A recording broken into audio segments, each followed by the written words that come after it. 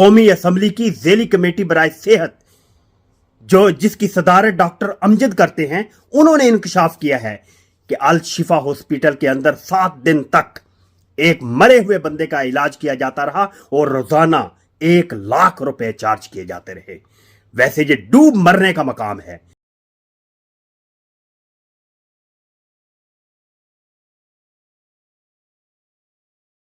बिस्मिल्लाहिर्रहमानिर्रहीम। नाज़रीन अस्सलामु अलैकुम। मैं हूं आपका मेज़बान मोहम्मद मुश्ताक। मैं आज इस्लामाबाद से एक अजीबो गरीब किस्म का इंसिडेंट आपके साथ शेयर करने जा रहा हूं। इससे पहले मैं आपको माजी में ले चलता हूं। आप सब ने एक इंडियन फिल्म गब्बर ज़रूर देखी होगी।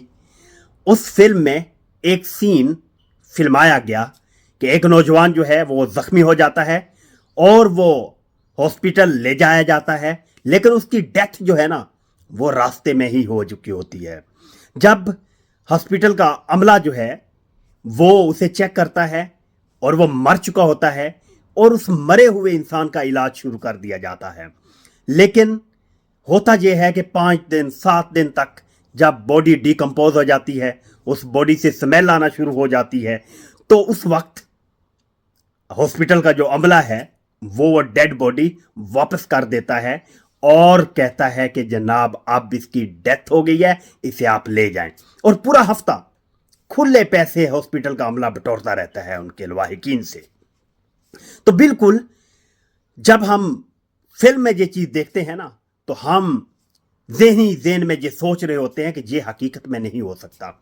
लेकिन सेम इंसिडेंट पाकिस्तान के एक मारूफ हॉस्पिटल अल शिफा हॉस्पिटल में हुआ, प्रैक्टिकली हुआ कि वहां पर एक शख्स को 7 दिन तक मरे हुए शख्स का इलाज किया जाता रहा, सिर्फ पैसे बटोरने की खातिर। 7 दिन तक रोजाना 1 लाख रुपए चार्ज किए जाते रहे।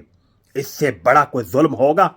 यह सिर्फ उन थर्ड वर्ल्ड कंट्रीज में होता है जहां पर इदारों को खसी कर दिया जाता है, जहां पर इदारे तबाहाल होते हैं, अदालतें जो हैं वो खसी होती हैं, वो कुछ करने के काबिल ही नहीं होती। ये सिर्फ उन इदारों में होता है, उन मुल्कों में होता है। तो ये इंसिडेंट जो है इंतहाई अफसोसनाक है। और ये आप में से कुछ लोग सोचें कि हो सकता है कि ये गलत खबर हो, फेक न्यूज़ हो। तो भाई ये न्यूज़, ये इंकशाफ हुआ पता है कहां से है? कौमी असम्बली की ज़ेली कमेटी बराए सेहत जिसकी सदारत डॉक्टर अमजद करते हैं, उन्होंने इंकशाफ किया है कि अल शिफा हॉस्पिटल के अंदर 7 दिन तक एक मरे हुए बंदे का इलाज किया जाता रहा और रोजाना 1 लाख रुपए चार्ज किए जाते रहे। वैसे ये डूब मरने का मकाम है।